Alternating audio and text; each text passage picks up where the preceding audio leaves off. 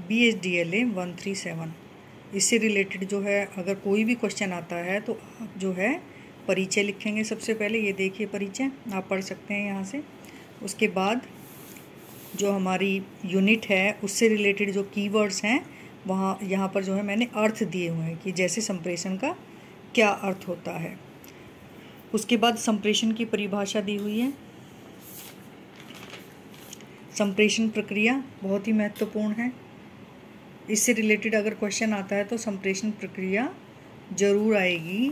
तो आप यहाँ पर देख सकते हैं कि दो मैंने ग्राफ बनाए हुए हैं संप्रेषण प्रक्रिया के, एक ये है और एक ये है। इन दोनों में से आप कोई भी ग्राफ बना सकते हैं संप्रेषण प्रक्रिया के अंतर्गत। इसी तरह से आगे जो है कीवर्ड्स आपको दिए हुए हैं, जो ये संप्रेषण प्रक्रिया के अंतर्गत मैंने जिन वर्ड्स का प्रयोग किया है इन शब्दों को मैंने यहाँ पर डिफाइन किया है ताकि आपकी समझ में आ जाए। तो यहाँ पर आप पढ़ सकते हैं यहाँ से। नेक्स्ट है आपका, देखिए संप्रेषण के विविध रूप। यहाँ पर देखिए ये संप्रेषण के विविध रूप 4 रूप दिए हुए हैं। उसके बाद संप्रेषण का प्रयोजन क्या है या उद्देश्य क्या है। तो आपकी जो बुक है उसमें केवल 5 ही प्रयोजन है, यहाँ पर मैंने 10 प्रयोजन जो है संप्रेषण के बनाए हैं ताकि आप 10 याद करें तो 10 में से कम 6 तो लिख पाएँ। नेक्स्ट है सफल संप्रेषण कैसे होता है और संप्रेषण में अगर रुकावट आती है तो उसके क्या कारण होते हैं। आगे जो है निष्कर्ष दिया हुआ है कि प्रत्येक क्वेश्चन का जब एंड आप करेंगे तो उससे पहले निष्कर्ष ज़रूर लिखेंगे और उसको आज के संदर्भ से जोड़ेंगे। ये आपकी यूनिट 1 हो गई। इसी तरह से ये देखिए यूनिट 2 है आपकी, जिसमें उच्चरित भाषा और लिखित भाषा के बीच अंतर बताया गया है और इन दोनों क्वेश्चंस को मैंने इंक्लूड किया है। इन दोनों की प्रकृति यानी लिखित भाषा और उच्चरित भाषा की प्रकृति क्या है तो भी आप ये लिखेंगे। इन दोनों के बीच भेद तो दिया ही हुआ है। अगर स्वरूप आता है उच्चरित भाषा का स्वरूप क्या है, लिखित का क्या है, तो भी आप ये लिख सकते हैं और विशेषताओं में भी। तो ये देखिए उच्चरित भाषा और ये लिखित भाषा, आप वीडियो रोक के पढ़ सकते हैं। नेक्स्ट है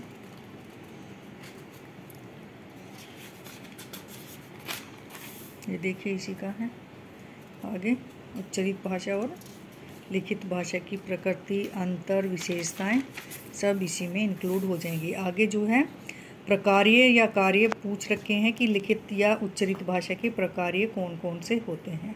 तो यहाँ पर देखिए प्रकार्य बीच में लिखा हुआ है मैंने, और ये उच्चरित भाषा के प्रकार्य हैं और ये लिखित भाषा के। प्रकार्य का अर्थ क्या होता है, कार्य, यानी कि किन किन रूपों में लिखित भाषा और उच्चरित भाषा प्रयोग में लाई जाती है या उसका क्या महत्व है।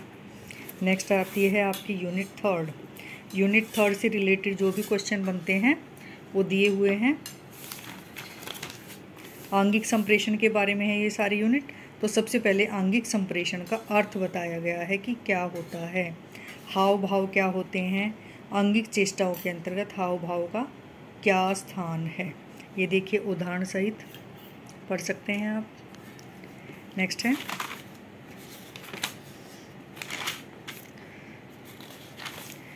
ये है कि सामाजिक सापेक्षिकता, समाज सापेक्ष हाव भाव, समाज सापेक्ष क्या मतलब है कि समाज के अनुसार होते हैं। देखिए सापेक्ष का मतलब है कि समाज के अनुसार, जैसे समाज में हमारे कल्चर होता है, संस्कृति होती है, भाषा होती है, रीति रिवाज होते हैं, उसी के अनुसार हमारे हाव भाव बन जाते हैं। तो समाज सापेक्ष का मतलब है समाज के अनुसार। नेक्स्ट है आंगिक भाषा के रूप। तो आप यहाँ से पढ़ सकते हैं, दोनों का दे रखा है मैंने, शारीरिक प्रतिक्रियाएं और शारीरिक स्थितियाँ। शारीरिक स्थितियों के अंतर्गत जो है ये देखिए, एक पहली स्थिति है क्षेत्र, दूसरी स्थिति अंदाज, तीसरी उन्मुख होना। उन्मुख होना मतलब एक तरह से स्पेस देना, ठीक है। 2 व्यक्ति खड़े हैं, ये देखिए ये 2 दोस्त खड़े हैं, ये इस तरह से खड़े हैं कि यहाँ पर तीसरा दोस्त आ सकता है। यहाँ पर स्पेस मतलब इन्होंने जो है एक तरह से बना रखा है कि हाँ इनके बीच में कोई आ सकता है। इसी तरह से देखो उन्मुख न होना, जैसे पति पत्नी हैं आपस में बातें कर रहे हैं, चाय पी रहे हैं, तो यहाँ पर क्या है कि ये ऐसा इनकी जो मुद्रा है, एक तरह से इनका जो जो बॉडी वैल्यू है या जो फेस वैल्यू है या जो बॉडी लैंग्वेज है वो इस तरह की है कि वो किसी को अपने ग्रुप में शामिल नहीं करना चाहते। नेक्स्ट है संप्रेषण के विविध रूप, आप यहाँ से पढ़ सकते हैं। संप्रेषण के मुख्य रूप से 3 रूप पाए जाते हैं, साक्षात्कार, संवाद और सामाजिक आदान प्रदान के विविध रूप। फिर साक्षात्कार में ही मैंने साक्षात्कार के जो सिद्धांत होते हैं 5 आपके सिलेबस में दिए हुए हैं, उन्हीं को मैंने शॉर्टकट करके यहाँ पर समझाया हुआ है। नेक्स्ट है संवाद। संवाद के बारे में जो भी ज़रूरी बातें हैं वो यहाँ पर हैं। इसी तरह से सामाजिक आदान प्रदान, जब संस्कृति का सामाजिक आदान प्रदान होता है, हमारी ड्रेसिंग सेंस का आदान प्रदान, हमारे फूड का आदान प्रदान हम देखते हैं समाज में, तो ये जो है सामाजिक आदान प्रदान के विविध रूप होते हैं। नेक्स्ट है यूनिट 5 के जो मेन क्वेश्चन हैं वो ये हैं। यूनिट 5 को मैंने जो है थोड़ा सा शॉर्टकट में यहाँ पर बता रखा है, क्योंकि यूनिट 5 में जो दिया हुआ है ना वो काफ़ी कुछ हम पहली यूनिट में कर चुके हैं। भाषा के उपयोग हैं यहाँ पर, ये देखिए 7 उपयोग दे रखे हैं।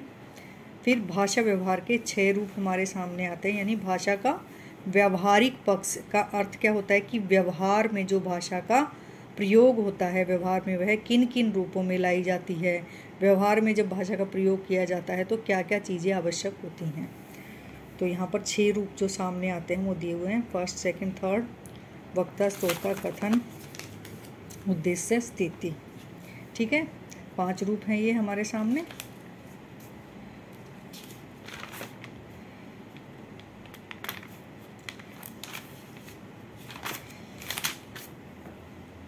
फिर स्थिति में भी अलग अलग से 3 स्थितियों का वर्णन यहाँ पे किया गया है। फिर है यूनिट 6 आपकी संवाद कला के विभिन्न पक्ष, यानी संवाद कला क्या होती है, डायलॉग, जो 2 पात्रों के बीच में, 2 कैरेक्टर के बीच में जब वो आपस में बातचीत करते हैं तो उसको डायलॉग बोलते हैं। तो यहाँ पर ये जो यूनिट है ये पूरी की पूरी संवाद के ऊपर है। संवाद का अर्थ क्या होता है, स्वरूप क्या होता है और संवाद का वर्गीकरण हम कैसे कर सकते हैं। तो यहाँ पर संवाद की जब बात आती है तो आप 2 वर्ड याद रखोगे, औपचारिक और अनौपचारिक, फॉर्मल और इनफॉर्मल। हम लेटर भी कर रहे हैं ना, स्कूल टाइम से ही करते आ रहे हैं कि फॉर्मल लेटर लिखना है, इनफॉर्मल लेटर लिखना है। तो फॉर्मल लेटर यानी कि जिसमें औपचारिकता की बातें हों, जो किसी जैसे बैंक मैनेजर को लिखना है तो उसको जो है हम संबोधन के लिए सर का, मैडम का यूज़ करेंगे, ऐसी भाषा का प्रयोग करेंगे जिसमें शिष्टता हो। जबकि जो अनौपचारिक होते हैं, जो इनफॉर्मल होते हैं, उसमें हम जो है अनौपचारिक शब्दों का प्रयोग कर सकते हैं। जैसे अनुशासन वहाँ पर नहीं होता, भाषा भी अशुद्ध हो सकती है। 2 गहरे मित्र अगर बात कर रहे हैं तो हो सकता है वो आपस में बात करते हुए गालियों का प्रयोग भी प्यार से करें। नेक्स्ट है संवाद की संरचना। तो देखिए संवाद की संरचना, यहाँ पर संवाद का प्रारंभ होता है, फिर मध्य होता है और अंत होता है, और इनके जो अलग अलग पार्ट हैं वो यहाँ पर बताए गए हैं। फिर संवाद की औपचारिकता, यानी कि क्या क्या फॉर्मेलिटीज़ जब संवाद किया जाता है एक दूसरे के साथ तो क्या क्या फॉर्मेलिटीज़ निभानी पड़ती हैं, वो यहाँ पर दिया हुआ है। नेक्स्ट है संवाद की प्रक्रिया। संवाद की प्रक्रिया के 5 चरण हैं जो कि यहाँ पर बताए गए हैं। तो इस तरह से ये हमारा पूरा एक ब्लॉक यहाँ पर ख़त्म हो जाता है।